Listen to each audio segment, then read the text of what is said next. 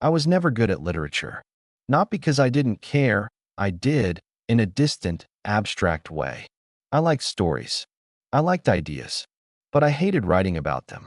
I hated analyzing the color of curtains or what a river symbolized. So by the time I hit the halfway mark of the semester, my grade in advanced literature was circling the drain.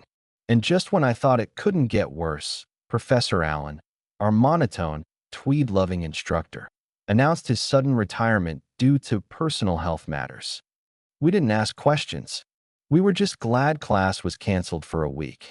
When we returned, the department had hired a replacement. And that's when I met her. Miss Harper. She wasn't what anyone expected. Early 30s, maybe. Long dark hair, always tied back with a clip. Sharp cheekbones. Pencil skirts. Blazers. Heels that clicked across the linoleum like punctuation.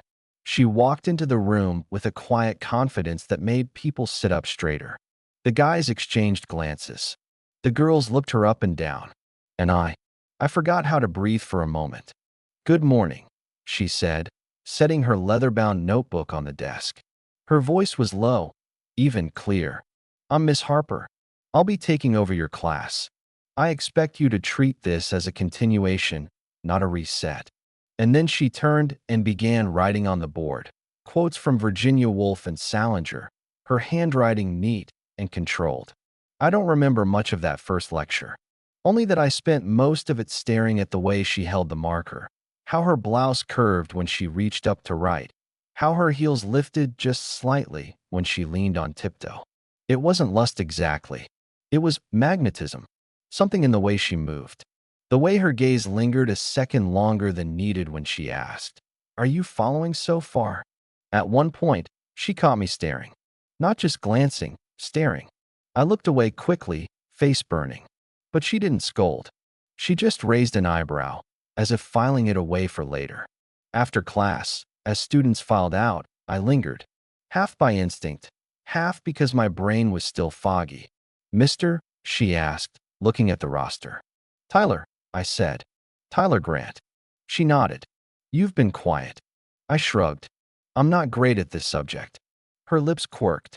"That's usually code for I haven't tried yet." I chuckled nervously. "Maybe." She paused, eyes studying me with unnerving precision. "Well, Mr. Grant, if you're interested in salvaging your grade, I'm available for one-on-one tutoring. Tuesdays and Thursdays. After class." I blinked. "Seriously? I don't offer it to everyone," she said, already turning to pack up her things. "Just the ones who look like they're still figuring things out." That was the first time I noticed the faint perfume she wore. Not sweet. Something cooler. Clean. Sharp. "All right," I said. "I'll be there." The first session was awkward. She didn't sugarcoat anything. "Your last essay read like a Wikipedia article," she said, tapping the red marks. "You summarized. You didn't think."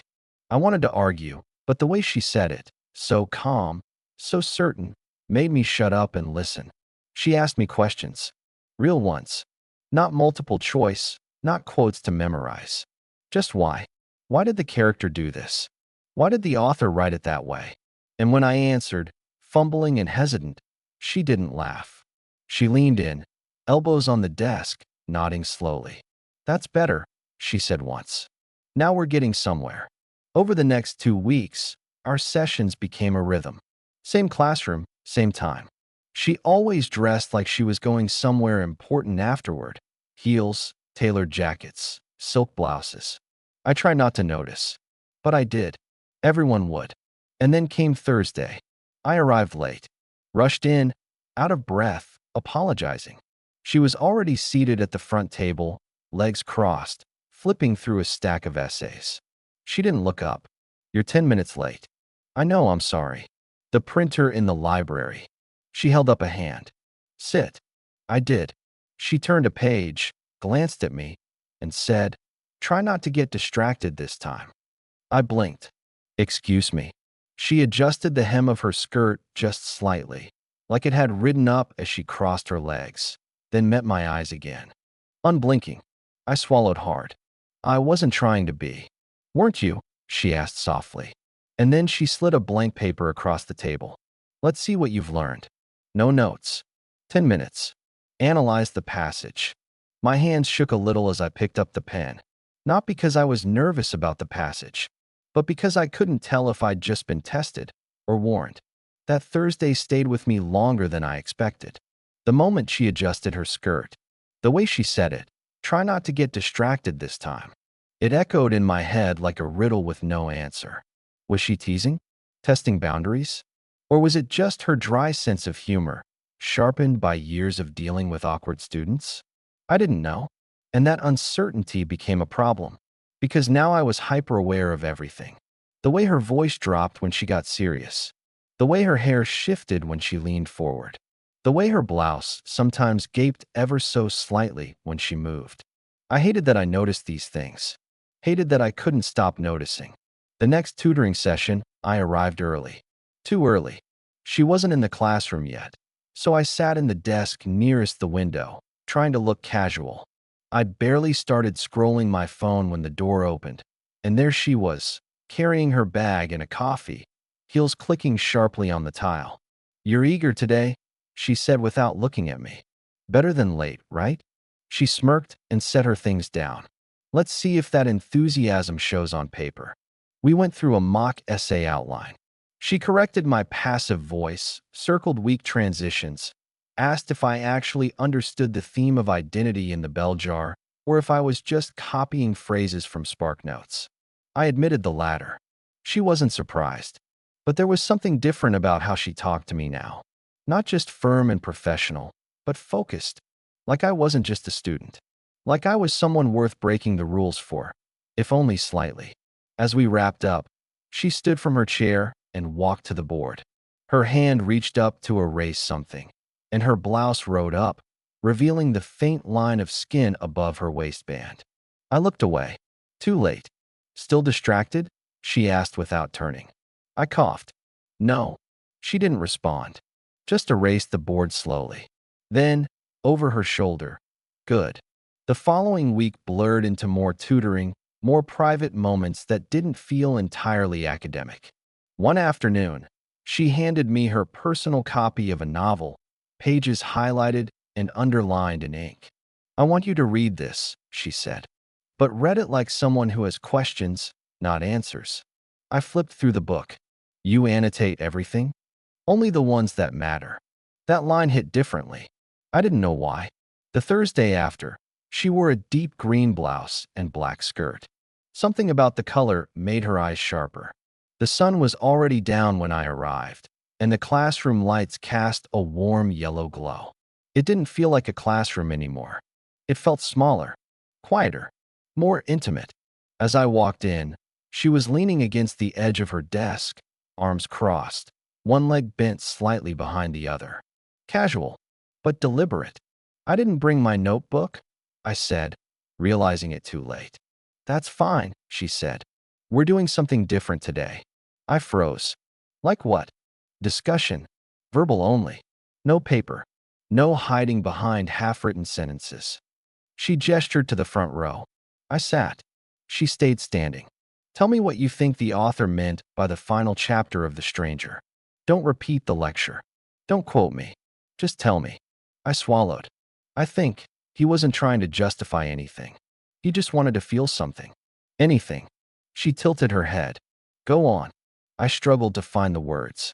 "It's like he wasn't afraid of death. He was afraid of not understanding his place in the world. And when he finally accepts that the world doesn't care, he relaxes." There was a pause. Then she said, "Better." I looked up. She was watching me closely. Not like a teacher grading a paper, but like someone reading a person. "You're not stupid, Tyler," she said. "You're just used to coasting. You're afraid of taking risks with your thoughts." I frowned. "What kind of risks?"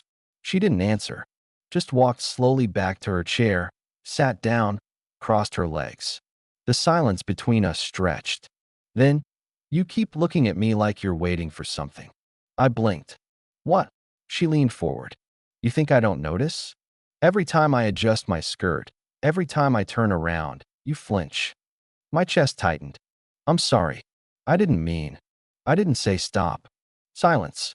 She smiled faintly. Relax, Tyler. I'm not here to embarrass you. I didn't know what to say. She picked up her pen, flipped open her notebook. We'll continue this next week. You're improving. I stood slowly, heart still pounding. As I turned to leave, she said one last thing. Next time, don't bring your notebook again. I turned. Why? She looked at me, that same unreadable expression on her face. Because I want you to speak, not hide. That night, I couldn't sleep. I wasn't sure if I was imagining things, or if something was actually shifting between us. Maybe it was just the intensity of being alone with someone so confident. Or maybe she was saying more than her words aloud. Either way, I knew one thing. I wasn't just failing literature anymore. I was failing to keep my mind in check. And part of me didn't want to fix it. On Friday afternoon, just as I was about to leave campus, I got her email. Subject: extended consultation. Message: if you're serious about improving, come to room 204 tomorrow. Noon. Bring nothing but your mind. No explanation. No attachments. Just that. I read it 3 times before closing my laptop. Saturday classes weren't a thing. Not officially. And definitely not with teachers who wrote cryptic invitations like that. Still, I showed up. Room 204 was locked when I got there. I stood awkwardly in the hall for a few minutes, doubting everything. Then the door opened. She stood there, holding a coffee, dressed differently, casual but polished.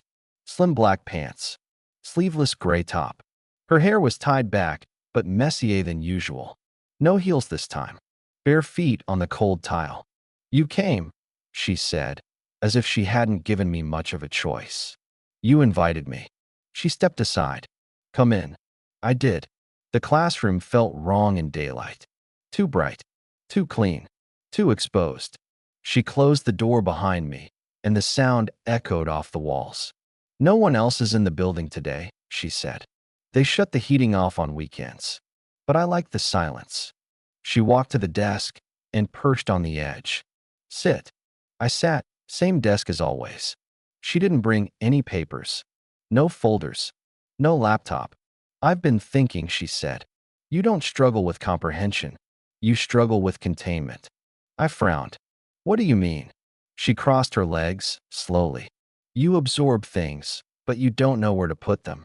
That's why you either say too little or nothing at all. I didn't know how to respond. Do you want to get better? She asked. Yes, I said before thinking. Then stop filtering. I blinked. Filtering what? She stood and walked past me, toward the whiteboard. She picked up a marker, then paused, turned halfway. Your instincts. Your discomfort. Whatever it is that makes you freeze when you're around me. The words landed like a slap. Not cruel, but precise. Intentional. I started, but my throat caught. She tilted her head. Tell me what you're thinking. Right now. I'm not sure I should, I admitted. That's exactly why you should, she said. Safe thoughts don't make great writing. She walked toward me again, slower this time. Her bare feet were silent on the floor. She stopped next to my desk, leaned down just slightly, hands on the wood. You've been waiting for me to say something first, she said. I steady. But I'm not going to. Because this isn't about me. The air between us thickened. She stood upright again and turned away, walking back to her desk. I stayed frozen. She picked up her coffee, took a sip, then said over her shoulder, Do you think I dress like this to get attention? My mouth went dry. No. Do you think I notice when someone stares too long? I guess. Do you think I care? I hesitated. I don't know. She turned back around, leaned against the desk again. I care about honesty, she said. And you haven't been honest with me. That stung. I'm trying, I said. Try harder. She walked toward the window, pulled the blinds down halfway.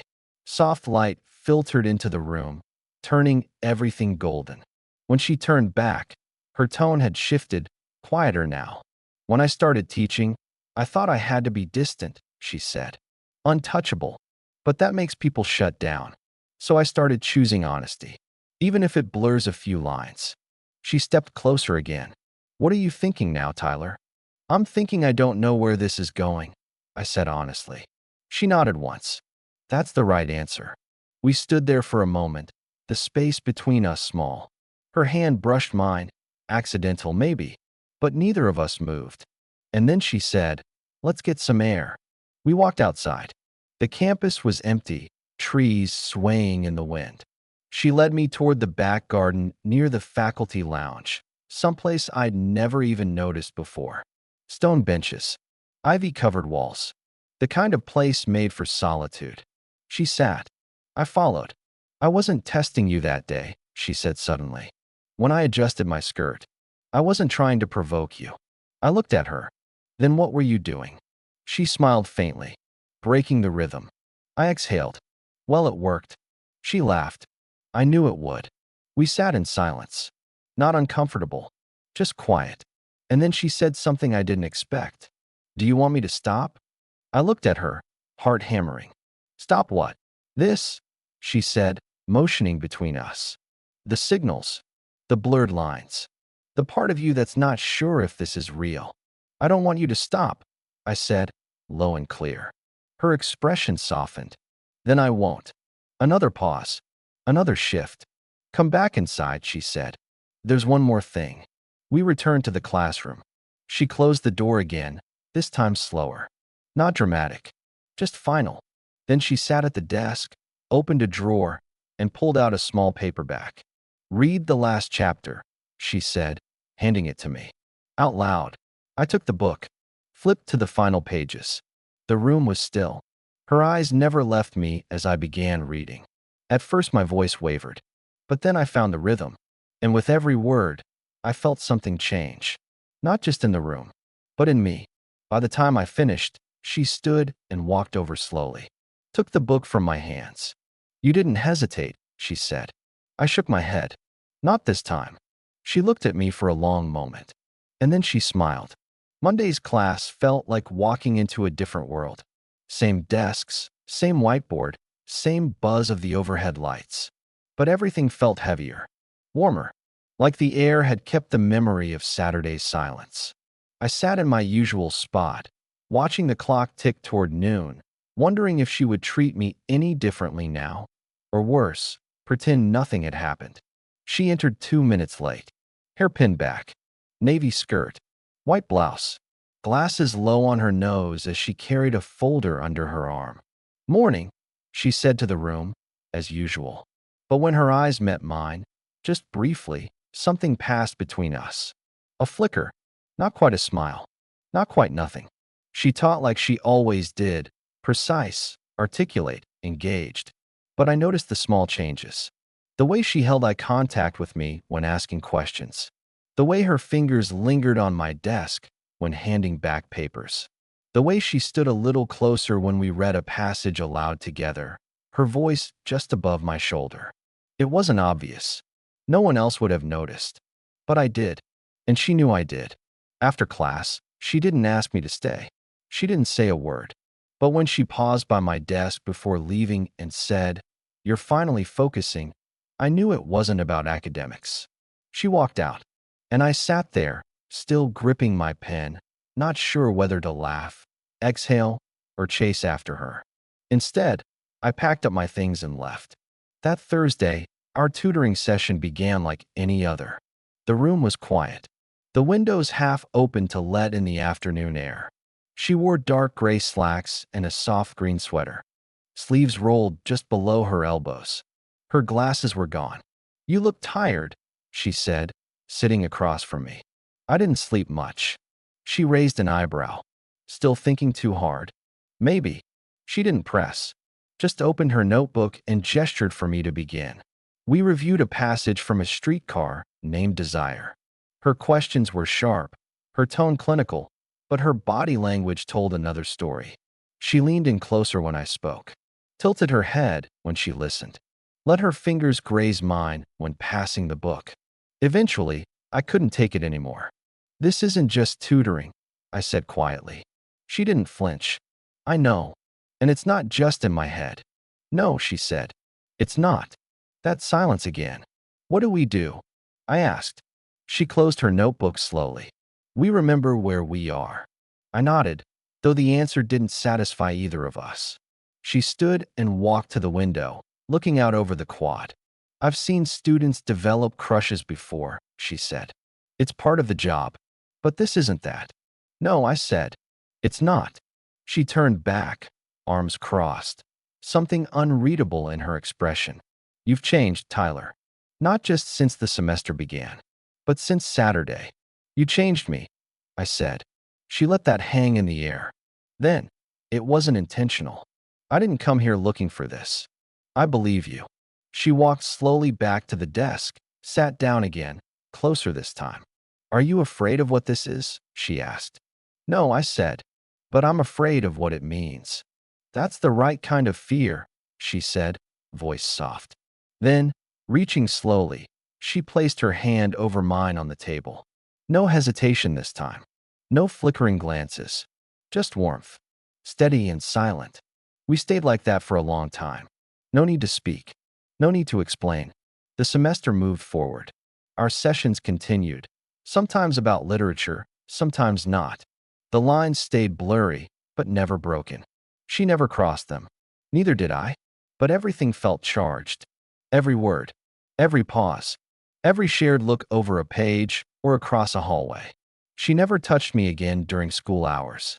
But that hand, the way it rested on mine, simple, quiet, intentional, that moment never left me. Final exams arrived faster than expected. When I turned in my last paper, I lingered by her desk. Thank you, I said. For what? She asked. For more than just the grade. She looked up at me, that same half-smile pulling at the edge of her mouth. You didn't need saving, Tyler, she said. You just needed to be seen. I nodded. Then she added, almost under her breath, try not to get distracted anymore. I grinned. No promises. We never had a dramatic ending. No final confessions. No rules shattered. But that wasn't what this was. It was the space between words, the tension in the pause, the question behind the sentence, and the answer you weren't always brave enough to write.